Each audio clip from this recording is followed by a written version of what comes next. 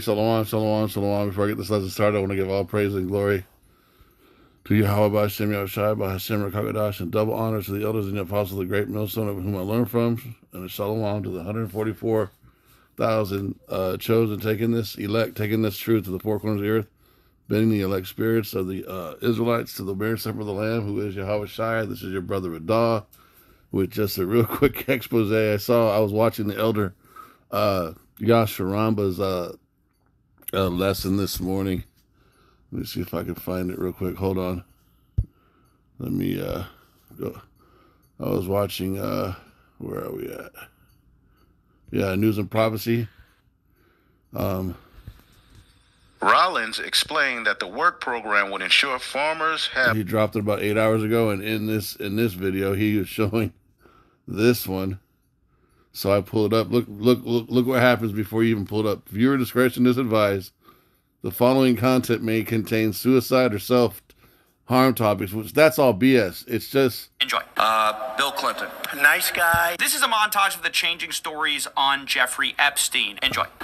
Bill Clinton. Nice guy. Got a lot of problems coming up, in my opinion, with the famous island with Jeffrey Epstein. That island was really a cesspool. There's no question about it. Just ask Prince Andrew. You say that the FBI has Epstein's list. They're sitting on it. That doesn't seem like something you should do. You're protecting the world's foremost predator. That seems like an evil thing to do, regardless of who may be embarrassed in the release of that list. Why is the FBI protecting the greatest in human history? Simple, because of who's on that list. Who killed Jeffrey Epstein? This doesn't look right. It doesn't look like a suicide. You know, Epstein's an intelligence asset for people in the Middle East, right? I'm like, no, I didn't know that. I'm like, you sure of that? The person, let's say, is like, I'm absolutely sure of that. His plane and that island, the cameras, there's a big assumption out there that these videotapes were exclusively in the custody of Epstein.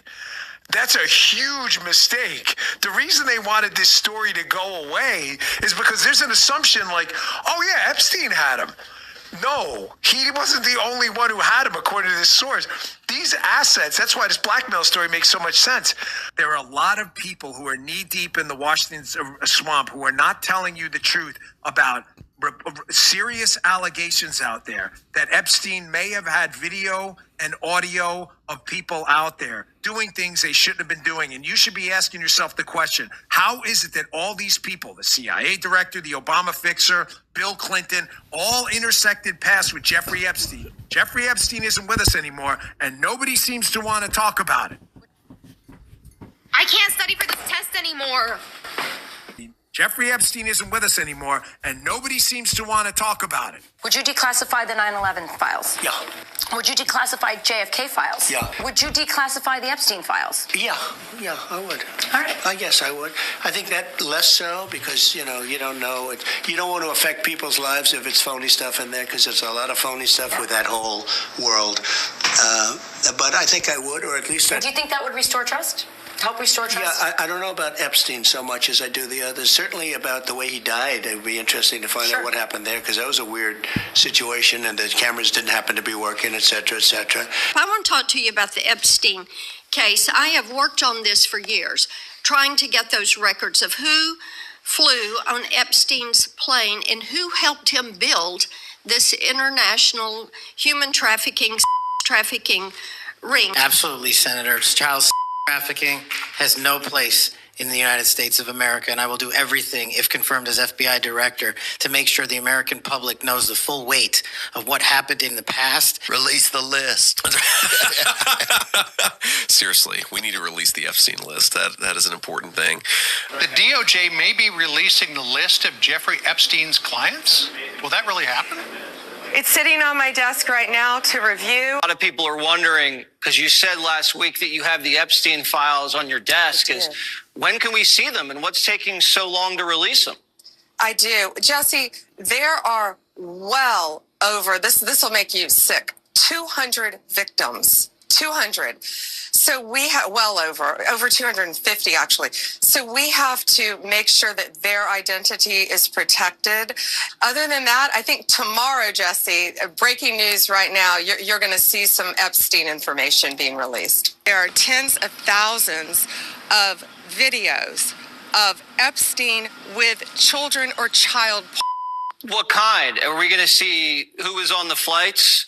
Are we going to see any evidence from what he recorded? Because he had all of his homes wired with recording devices. Yeah, what you're going to see hopefully tomorrow is a lot of flight logs, a lot of names, a lot of information, but it's pretty sick what that man did. Okay, well, along with his co-defendant. Absolutely, and he had help. That's for sure. He sure did. But in this case, in Epstein's case, it is incredibly disturbing. We have flight logs, we have information, names that will come out. Is it going to be shocking? I don't see how it's not shocking that there were so many individuals that were hidden and kept secret and not been held accountable. Flight logs tied to accused trafficker Jeffrey Epstein have been released to some conservative political commentators. They walked out of the White House holding binders labeled the Epstein files. There was an expectation that this was going to be bigger. You had the same expectation. We all did. And the FBI handed over a couple hundred pages of documents. But, you know, Sean, I gave them a deadline of Friday at 8 a.m. to get us everything. And a source had told me where the documents were being kept. Southern District of New York, shock. So we got them all by, hopefully all of them, Friday at 8 a.m., thousands of pages of documents. I have the FBI going through them, and Cash is also, now that we have Cash here, it's a game changer, of course. And, you know, we're going to go through it as fast as we can, but go through it very cautiously to protect all the victims of Epstein. Now, is that the only thing that would be redacted? Will everything else be made public? It's always about protecting the victim. But you know what? We believe in transparency, and America has the right to know. What we know is that this was a large network of high-profile, high-dollar predators who abused untold numbers of minors. Only one person has been prosecuted for these crimes, and that is Ghislaine Maxwell. If there was a video of some guy or gal committing felonies on an island, and I'm in charge, don't you think you'd see it? If you have access to it. If I have it, period. Right. If I have it. Right, if you have it. Right. But you can't say that you have it. No, we're giving you everything we have. So far. Everything we have so far is... Have you guys gone over all the video that's available? Yeah, that's what I'm telling you. That's what takes so much damn time. Did Jeffrey Epstein himself, or did somebody kill him? Senator, I believe he himself in a cell in the Metropolitan Detention Center. Are you going to release all the information about that? Senator, we are working through that right now with the Department of Justice. You said Jeffrey Epstein committed suicide. People don't believe it. Well, I mean, listen, they have a right to their opinion, but as someone who has worked as a public defender, as a prosecutor, who's been in that prison system, who's been in the Metropolitan Detention Center, who's been in segregated housing, you know a suicide when you see one, and that's what that was. He killed himself. You want me to get... I've seen the whole file. Again, you want me to get... I've seen the whole file. The Epstein files. What's the answer to that? The answer to that is the same as everything else. I'm not going to withhold information from the American public ever, but I'm also not going to rush to get it out there in a format in which they can't rely on it. So on the Epstein matter or any other matters, we are diligently working on that, and it takes time to go through years of investigations, years of political maneuvering, and years of cover-up to get the American people what they deserve. And that's what I'm going to give them. And you're going to get the video of the cell, and you're going to see for yourself. We do have video. It's not the greatest video in the world. I don't want to set expectations on fire. However, the video does show in that specific block that he goes in, made a phone call. You'll see 12 hours of guards going to basically check on him, come back. You'll see no one really comes out in that bay, in that area, than him. There's no one in there. When you combine that with the other evidence we will be releasing in the coming weeks, we're still finalizing some of the products. I think it's pretty clear. Overnight, the FBI and Justice Department releasing 11 hours of footage they say helps confirm notorious financier Jeffrey Epstein died by in his Manhattan jail cell in 2019. But perhaps the biggest bombshell, investigators say they found no incriminating client list of Epstein's, no credible evidence that Epstein blackmailed prominent individuals, and no evidence that could predicate an investigation against uncharged third parties. Alex Costa, he allegedly said that he did work for an intelligence agency. So could you resolve whether or not he did? And also, could you say why there was a minute missing from the jailhouse tape on the night of the set? Yeah, sure. Hey, Cam, could I just interrupt for 1 second? Are you still talking about Jeffrey Epstein? This guy's been talked about for years. You're asking, we have Texas, we have this, we have all of the things. And are people still talking about this guy, this creep? That is unbelievable. Do you want to waste the time and do you feel like answering? I don't mind answering. I mean, I can't believe you're asking a question on Epstein at a time like this where we're having some of the greatest success and also tragedy with what happened in Texas. It just seems like a desecration. White people taco night. It's white people taco night. Oh, man. Let's get it.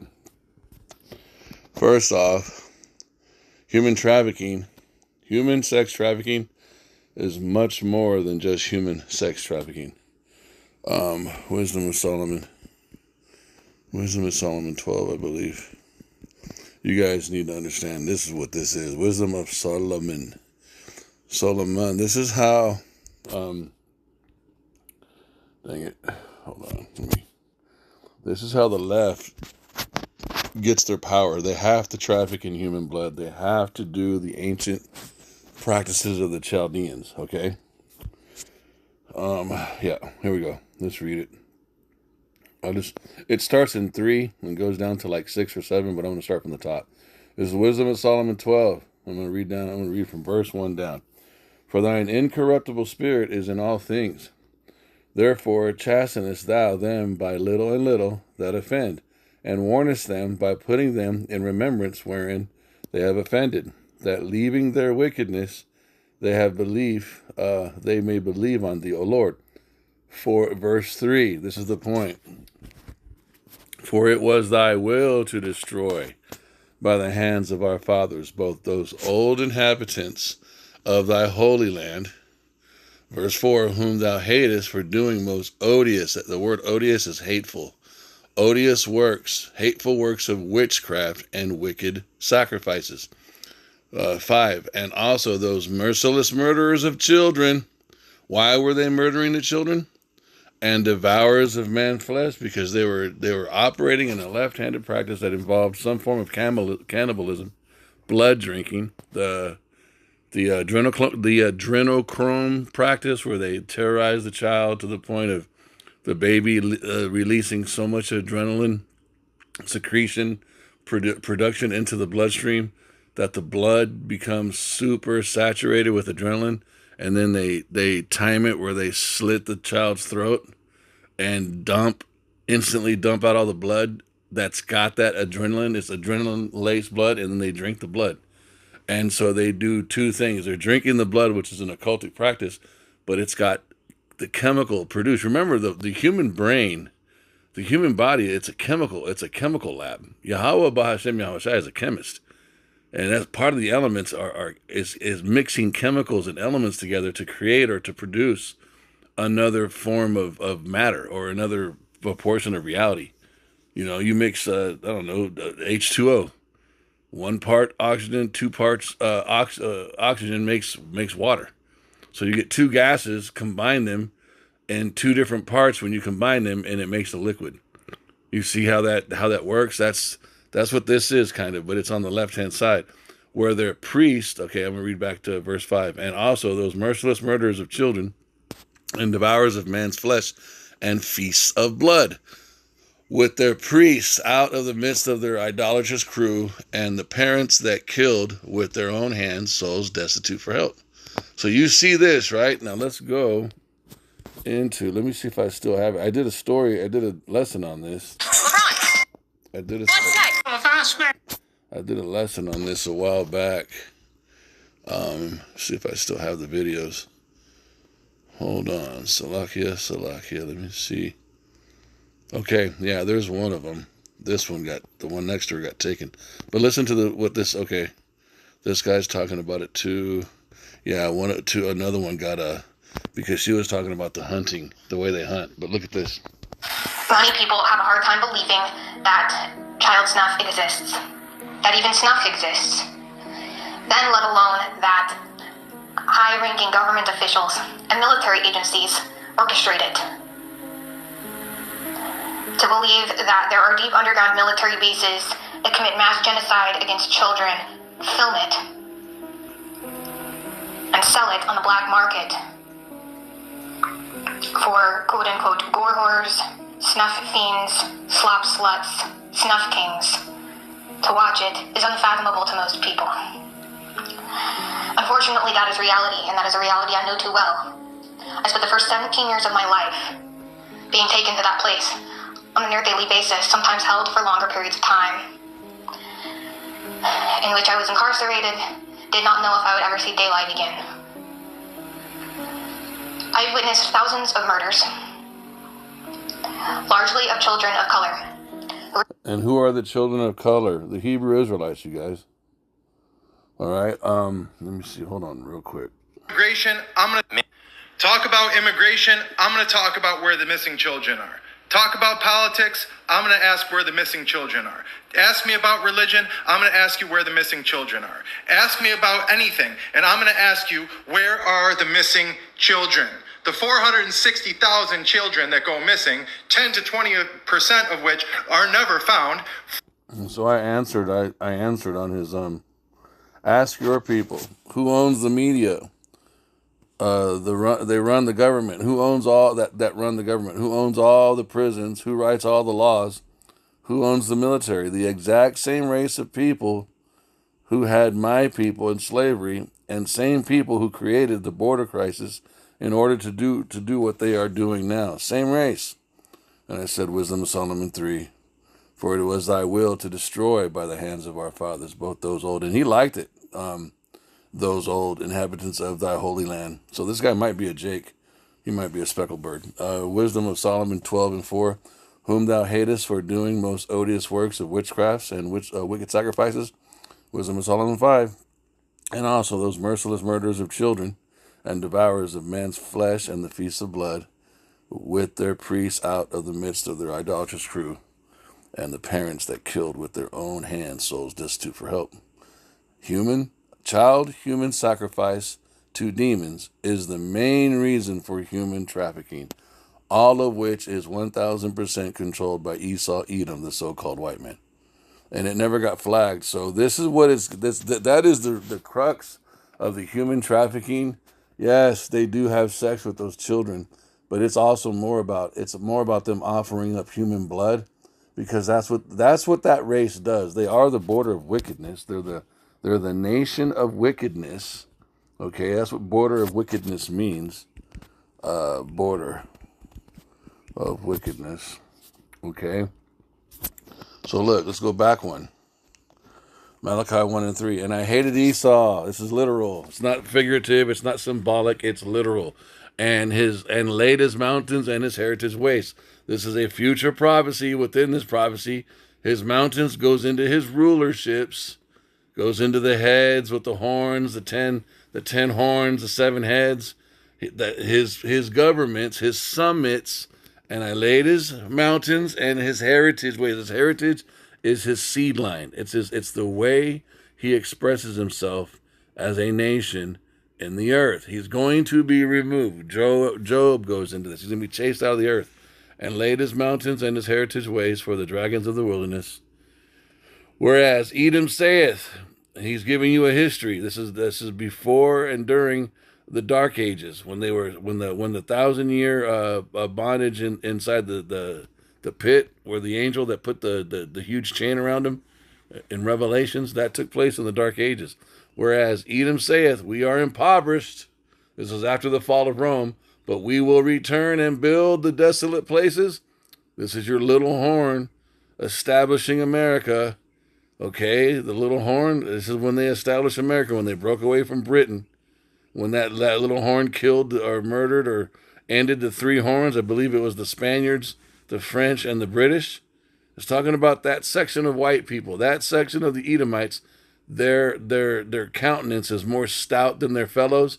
They're the most proud out of all the Edomites. They're the most ferocious, the ones that are running here in America, and they're right directly underneath Amalek, the group of white people that call themselves the Jews. But we will return and build the desolate places. Thus saith Yahweh of hosts, they shall build, but I will throw down, and they shall call them. And the they in this context is talking about us, the hopeful elect. Okay? We get the revelation of who they are. We are addressing the so-called white man based on what it says in prophecy about him, not what he says about himself, not what Christianity says about him, not what America says about him, not what the media and Hollywood says about him, what Scripture says about him. And this is where the argument is with so many fucking people on the goddamn planet. He says that the white man. Yes, he fucking is, man. Yes, he is. But I will throw down, and they shall call them the border of wickedness. When you see the Great Wall of China, what do you realize? You are entering into China. When you cross the border from America into Mexico, you know you're entering into Mexico. When it comes to the Edomites, you are crossing the border of wickedness. They are the nation that is wicked. They are the wicked race. They are the wicked. That's what this is saying. It's not figurative. It is literal. The border of wickedness and the people against whom. See, this last line proves it's not literal. The people against whom Yahweh hath indignation forever. What does indignation mean, man? If he has indignation against a race of people, indignation. If he has indignation forever, fury, rage, disrespect. There's no redemption for these people. There's no forgiveness. There's no blood of Yahushai applied to them. Christianity says Yahushai died. Jesus died for everybody. No, he didn't. Okay, he only died. Yahushua only came to restore the elect. And he damn sure did not hang on that cross to fucking redeem Esau. They are not redeemable. They are the vessel created for destruction, for dishonor, fury, rage, disrespect, or directly from Latin, nominative, indignation, displeasure, a provocation, cause for indignation. Okay? Regard as unworthy. Be angry or displeased at forever. If he says indigenous, unworthy, look, not opposite. Look at these words, man. Okay, so if he sees you, if he regards you as unworthy forever, right? That's what this last line is saying. The people against whom Yahweh hath indignation forever. There's no forgiveness. There's no repentance. Motherfuckers don't read the scriptures, man. What's another thing that's happening? He's lifting up their skirt in front of everybody. I will lift up thy skirt. Thy skirt. I will show the nations thy sin. Look at this. Look, here's another one. It's Jeremiah. Okay, let's get into him first. Behold, I am against thee, saith Yahweh of hosts, and I will discover thy skirts upon thy face. What does your skirt cover? It covers your midsection, your genitalia. But what is nakedness in Scripture? What's the dark sentence meaning? What is the interpretation of this thing? Nakedness in biblical prophetic terminology has to do with the revelation or the revealing or the exposing of your transgression, or the fact that you are in need of a covering. And if you go into, I will show look, behold, I am against thee, saith Yahweh of hosts, and I will discover thy skirts upon thy face, and I will show the nations thy nakedness, and the kingdoms thy shame. What happened with Adam and Eve? Remember Adam and Eve and the serpent? Coats of skin. God damn it. Coats. I'm not even fucking spelling it right. Boom. Here, Salakia. Look at this. So we know that Adam and Eve were naked because they transgressed, right? And Adam called his wife named Eve because she was the mother of all living. Unto Adam also and to his wife did Yahweh the power make coats of skin and covered them. because they were naked. But if you notice, there was no coat of skin made for the serpent. And the serpent was a man. It wasn't talking about the prince demon Satan, because we know that trees are men. And the tree of knowledge of good and evil is talking about a man and his system, his philosophy, and the beasts of the field. Here, let's just get it. Let's break it all down so all you naysayers won't shut the... Okay, now the serpent was more... Look at this. Look at verse 1. Now, so if Adam and Eve are the only human beings in the garden and everything else is literal trees only and literal animals only, look at verse 1. Now the serpent, if it's just a snake, was more subtle than any beast of the field which the Lord God had made. What does subtle mean? Let's break it down.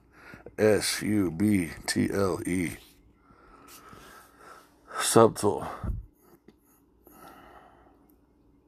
Sophisticated, intricate, obtruse, adept, adroit, wise, detailed, well-crafted. So you're telling me that this snake is having his intelligence levels, an animal, a goddamn reptile, a slithering, fucking creeping thing, is having its fucking mental IQ broken down in reference to Adam and Eve being the focus of the Garden of Eden? No, remember, who is as the wise man? It's in Proverbs. What is the interpretation of a thing? You have to understand this is a dark sentence right here. This is how Yahweh, the Most High, speaks. You have to learn how to break down his riddles. When he starts getting poetic, when he starts speaking lyrical, when he starts dropping bars, you have to be able to put it together. You can't just read it for face value in English. The serpent is talking about a man who is a representation of the wicked on earth at this time. This is the wicked before Malachi. This is them in the garden, okay? Now the serpent, this wicked man, was more subtle than any beast of the field. The beasts of the field are also human beings. Those are your heathen. The reason why they're considered beasts is because they don't have the laws, statutes, and commandments, and they act like animals. It is the law that makes a man a man. It is the understanding, wisdom, and knowledge of understanding, right? It is the laws, statutes, and commandments. That is what is the image of God. And there was only one race out of the 18 nations that was given those laws, and that's the Hebrew Israelites. And in this place, in the Garden of Eden, the only person who was given the laws, which is the breath that made Adam living, that's the understanding. That same breath is found in Ezekiel chapter 37, when the dead bones come back to life again, because those dead bones aren't actually dead people. They're living people who are in the congregation of the dead. Whenever you wander out of wisdom, knowledge, and understanding, you are in the congregation of the dead. That's what the Proverbs say. You have to learn how to interpret the scriptures based on precept upon precept. Okay? So now the serpent was more subtle than any beast of the field which Yahweh power hath made. And he said unto the woman, Yea, hath God said, Ye shall not eat of every tree? Shall you not listen to the philosophies of every man and of every beast of the field? You can listen to the things they say. You can talk to them. But there's one who has fruit that I don't want you to touch. That's the wicked. That's the left hand. That's the occult. That's the tree. That's the man. That's the race of knowledge of good and evil. That's how you got to break that down, you guys. Yea, hath God said, Ye shall not eat of every tree of the garden? And the woman said unto the serpent, unto the man who represented that nation, We may eat of all the fruit. We may interact with all the other groups of people on the earth. They're really not a threat to us. And of the trees of the garden, of the other races, but of the fruit of the specific abominable practices of this tree, of this race of people, which is in the midst of the garden, the Most High has said, Ye shall not eat of that. Don't touch that. That's understandable once you understand that, you guys. Neither shall ye touch it, lest ye die. You mess with this particular philosophy, you start messing around with this belief system, you're going to be fucked. But of the fruit of the trees, which is in the midst of the garden, the Most High has said, Ye shall not eat of it. Neither shall ye touch it, lest ye die. And the serpent said unto the woman, Ye shall not surely die. right? For God doth know that in the day you eat of this, when you start to apply this belief system, when you start to ingest this philosophy, this strange woman, because prophecy breaks down all these philosophies as wine and strange women, then your eyes, how the fuck is an apple going to open your eyes? No, but a philosophy will. Then your eyes shall be open, and ye shall be as gods, knowing good and evil. And they already had the breath. The Most High had given the breath to Adam, and Adam breathed on his wife and his sons. That's how Cain and Abel knew how to give a good sacrifice. And when Cain didn't, he was judged for it because his father told him what to do after he got the breath. Verse 6, and when the woman saw that the tree was good for food, and that it was pleasant to the eyes, and a tree to be desired to make one wise, there goes your philosophy, she took of the fruit thereof. She believed it. She started to think on it, and then she went back and began to speak it to her husband. And she did eat and gave also unto her husband, and Adam began to listen to her. Remember when the Bible says, because you hearkened unto your wife Eve? That's what it's talking about right here. And he did eat, and the eyes of them were both opened, and they knew that they were naked. And they sewed fig leaves together and made themselves, they realized they had fucked up. And they were trying to cover their own transgressions, and you can't. And they heard the voice of the Lord of God walk in the garden. This is your prophets in the cool of the day. And Adam and his wife hid themselves from the presence of the Lord of Yahweh, the power amongst the trees of the garden. It's the present. That goes your remnant. That's your prophets. And Yahweh God called into Adam and said to him, where art thou? And he said, I heard thy voice. I heard your doctrine. I knew I was messing up once I realized I re-listened. I listened to another man speaking. I was like, man, I fucked up with the fruit of the tree of knowledge of good and evil. I heard your voice in the garden and I was afraid. I became convicted because I was naked, because I had sinned. I knew I fucked up when I heard the truth again. You guys got to understand this. And I hid myself, and he said, behold, he said, whoa, who told thee that thou was naked? The voice, the doctrine. Hast thou eaten of the tree? So did you fuck up then? Whereof I commanded thee not that thou shouldest not eat? And the man said, the woman whom thou gavest to be with me, she gave me of the tree, and I did eat. And Yahweh God said unto the woman, what is this that thou hast done? And the woman said, the serpent beguiled me, and I did it. So you see there are three people here, not two people and an animal. There are three people here, okay? One represents the righteous. Well, actually, there's one, two, yeah, okay. There's three people here, and then also you got the beasts of the field, who are the heathen, right? But in this case right here, you got three people who are representing two opposing sides. You have a husband and a wife who represent the righteous, and you have a man who represents the wicked, which is the serpent. So look what it says. And Yahweh the Most High said unto the serpent, because thou hast done this, thou art cursed above all cattle. Cattle meaning the other beasts of the field, the other heathen nations. These are not animals. He's talking about the human beings who haven't been given his wisdom, knowledge, and understanding, which therefore they don't have his image. Because the image of Yahweh is his law, statutes, and commandments. That's what his image is, you guys. It's not having two hands and 2 feet and a head. That's part of it. But the actual image of the Most High is his laws, statutes, and his commandments, and his righteousness. And above every beast of the field, upon thy belly shalt thou go, and dust shalt thou eat all the days of thy life. And I will put enmity between the woman, between thee and the woman. The woman is a representation of the chosen seed, the sons of God, which would later become Israel, the elect of Israel. And between thy seed and her seed, okay? Because the serpent, if it was actual Satan, he doesn't have a seed, bro. Satan doesn't have a penis. The prince demon Satan doesn't have a ball sack. He doesn't produce seed or semen or sperm, because he doesn't lay down with women, you guys. He doesn't have an offspring in that aspect. It shall be. He is now. This seed is the physical counterpart to Satan, but he doesn't actually have. He has never had sex with a woman in the place underneath the sun. Okay, it shall bruise thy head, and thou shalt bruise his heel. Okay, unto the woman he said, I will greatly multiply He gives all the punishments out. Okay. Now come back down here. Now look what happens. Verse 20. And Adam called his wife's name Eve because she was the mother of all living. And verse 21, unto Adam also and to his wife did Yahweh the Most High make coats of skin and clothe them.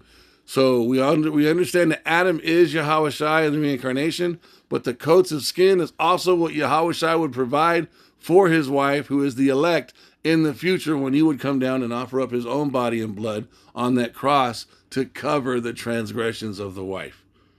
This is all interconnected, man, and that's what shows you the provision that Yahweh makes by giving his son to save Israel only, because there were no coats of skin made for the serpent. And the serpent is likened unto Esau today. And if you go into fucking Malachi, it backs it up. Look, so we're gonna go back to Malachi. There you are. Look. Whereas Edom saith, we are impoverished, but we will return and build the desolate places. Thus saith Yahweh of hosts, just like he did in the garden, they shall build, but I will throw down. You have to understand how to travel time back and forth in the scriptures, and it takes the spirit of wisdom to do that, you guys. This is why Christianity is so confusing, because it doesn't do all that. It doesn't teach you that. It doesn't show you that. But I will throw down, and they shall call them the border of wickedness, saying, going back to the serpent, and the people against whom Yahweh hath indignation forever. That's a clue. If he has indignation forever, it means he can never and will never forgive you. It means he will never provide a coat of skin for you. It means there will be no blood shed for your transgressions. It means you cannot repent. There is no salvation for the Edomites, you guys. When you go back and you understand the scriptures like this, just like we go back, let's do it again. Let me see. Coats of skin. One more time. Just coats of skin. Coats. Fucking butchering the shit. I apologize for my spelling. My spelling sucks, dude. I don't care, though. I'm still smarter than your ass. I'm breaking the scriptures down. I just can't fucking spell.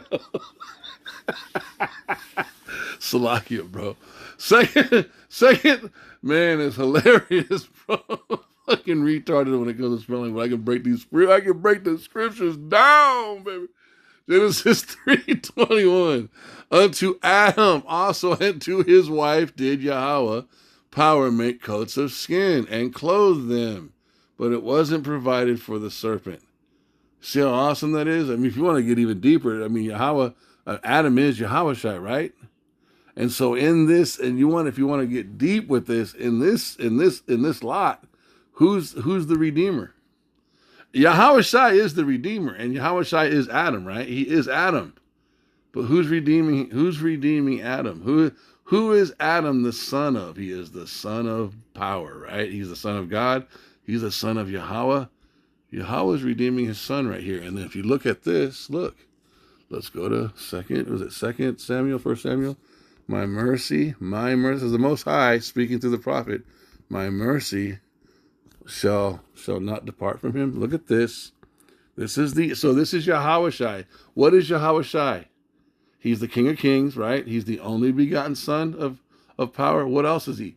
He's the heir of salvation, right? And we are joint heirs, but he is the capital T, capital H, capital E. He is the heir. Well, what is one of the things he inherits from Yahweh? Mercy. Look at this, bro. Whoo! And this is what he is. This is why Yahweh Shai is able to give to the elect. He doesn't just give it to anyone. This is a very powerful gift, man. Look at this. Let's go back one more. This is beautiful. One more. Okay, so this is the prophet Nate speaking to King David, and we know how powerful King David is with Yahweh, right? All the covenants with David. 2 Samuel 7:2. You got to see all this to understand why we are so angry with Esau. You got to understand, and why we are also we praise Yahweh Shai, and we have such a respect for the elders and the apostles, the great millstone, and all the other hopeful elect. Because once you begin to see all of the components that go into both sides, your love and admiration for one side grows, because you understand what was the great labor that was involved in their perfection.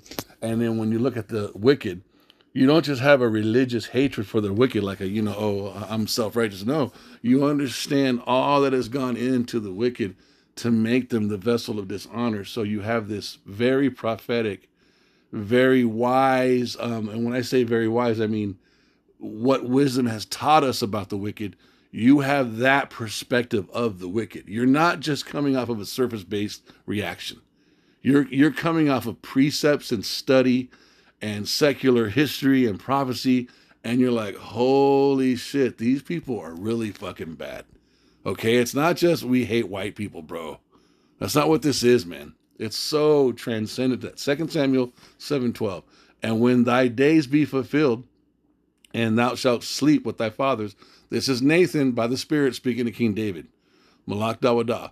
I will set up thy seed.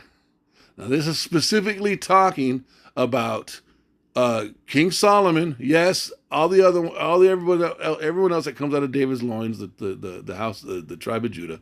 But the top is talking about King Solomon, who is Yahushua. I will set up thy seed after thee, which shall proceed out of thy bowels, and I will establish his, see that singular kingdom, all right? He shall build an house for my name. It's talking about Yahushua, who is King Solomon, which it's fitting that he would do that. And I will establish the throne of his kingdom forever. He is the star that comes out of Jacob, all right? I will be his father. See, no prophet has ever said any of this kind of stuff about any king coming out of Israel.